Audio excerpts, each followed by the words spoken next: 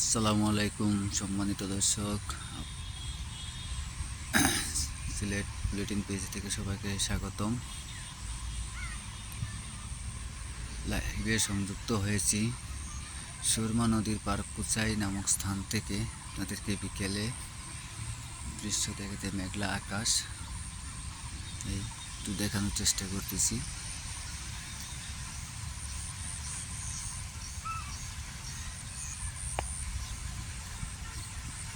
তিন চার দিনের টানা বৃষ্টিতে পাহাড়ি ডলে সুরমা নদীর নতুন জোয়ার ফিরে এসেছে।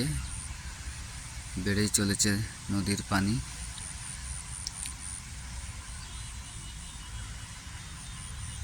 এই জন্য এক নতুন যৌবন ফিরে পেয়েছে সুরমা নদী, যার তলদেশ শুকিয়ে গিয়েছিল এই ৩-৪ দিনের বৃষ্টিতে এখন